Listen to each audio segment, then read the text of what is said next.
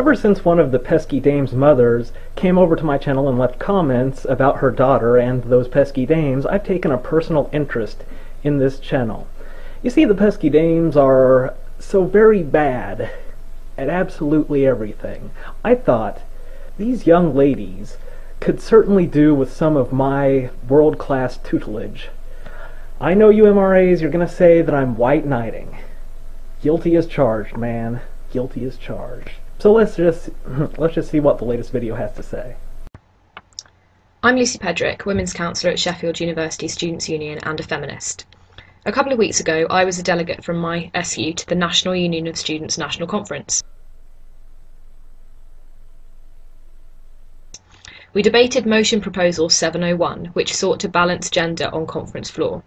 Despite women making up 60% of NUS membership, last year only 30% of delegates were women, although this year the figure was 40%.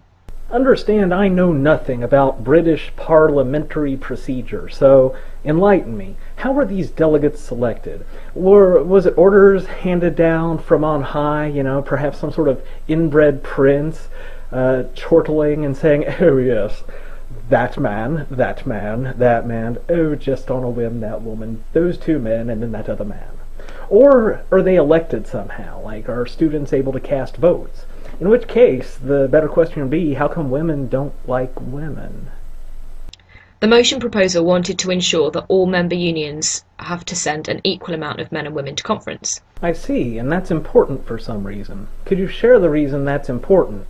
The only reason I ask is because, well, you're sort of going against the ostensible will of the people and undermining the concept of democracy as a whole, so, I mean, there's a good reason, let's go ahead and do it.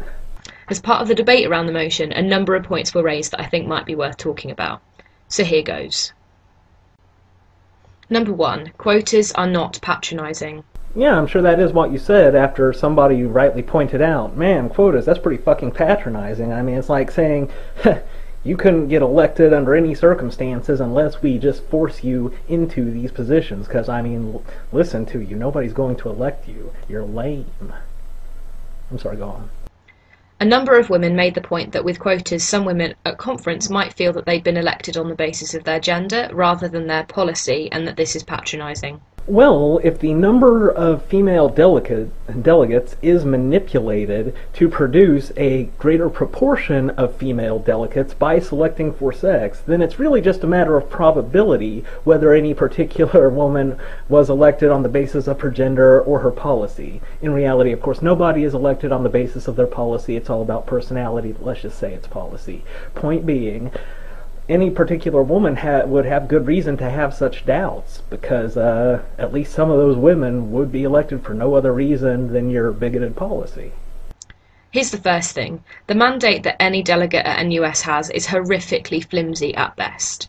First, hardly any students vote in delegate elections. Second, in our brief statement that we're elected on, we by no means articulate our stance on the incredibly broad range of policies that we're expected to vote on at conference. Welcome to every single kind of election everywhere. That's democracy.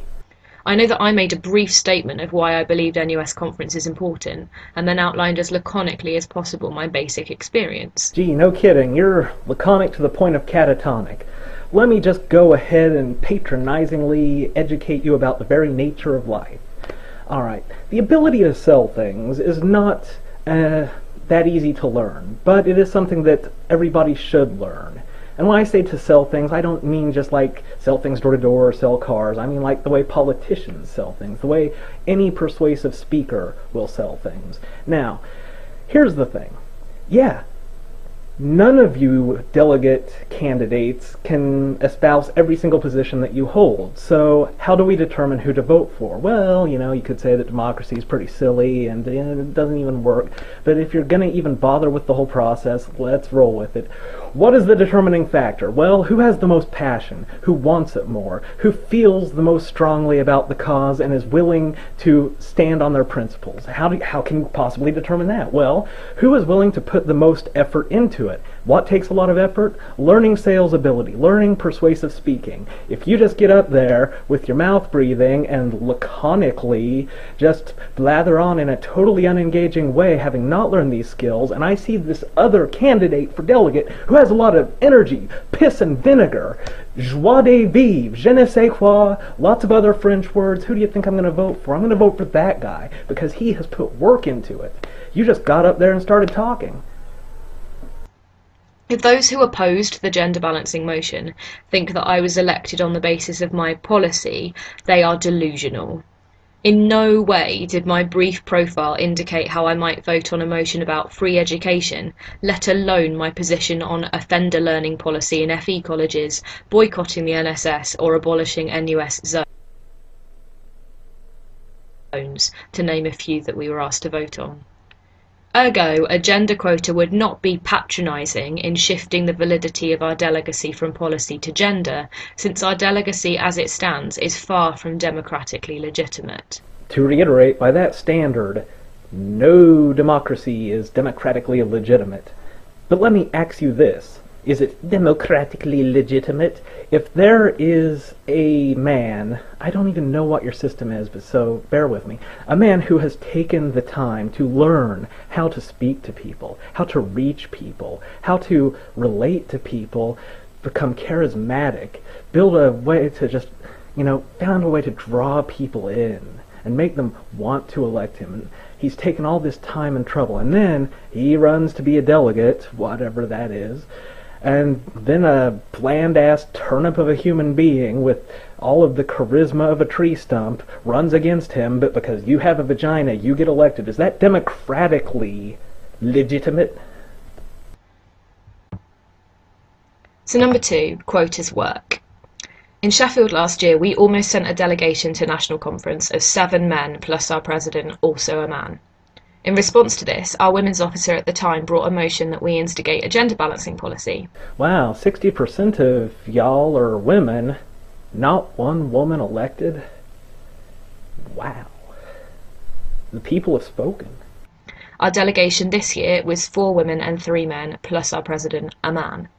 So quite clearly, on the numbers, quotas work. I'm sorry. When you say work, what exactly do you mean?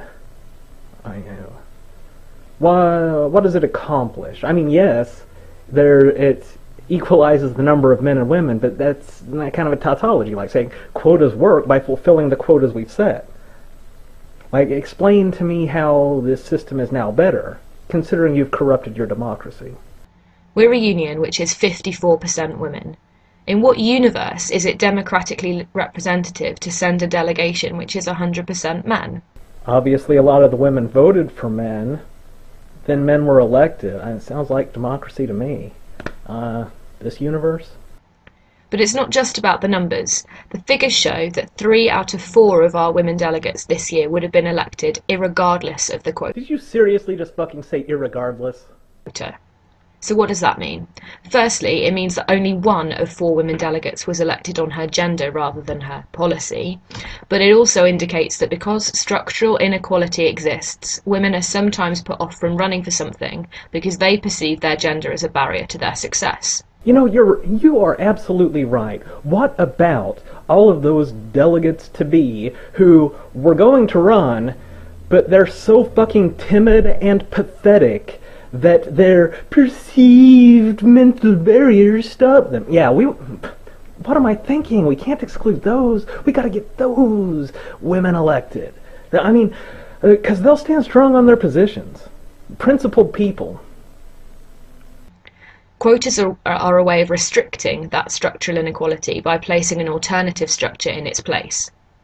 Interestingly, when asked whether they would have stood without the quotas, most, but not all, of the women candidates for election said that they would have stood anyway. Okay, so only 1 in 4 women would be put into the delegate position because they were women.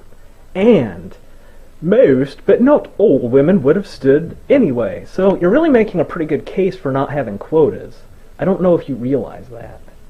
But that doesn't mean that women in future years who may not have stood previously might stand now having seen a woman win as a direct result of the quota. You sound kind of like a misogynist, saying that women need to be herded like cattle. Number 3, the NUS already uses quotas. At NUS liberation conferences, there are national quotas in place. For example, at NUS Women's Conference, at least one delegate from each union must define as black, and one is either LGBT or disabled. And if nobody is disabled, does somebody get Nancy Kerrigan? I'm sorry, you're British, you won't understand the reference. Somebody gonna get their kneecaps busted? Anyway, I've covered all the main points. The rest of it's just like, well, everybody else does it, ergo it is correct. So, TTFN.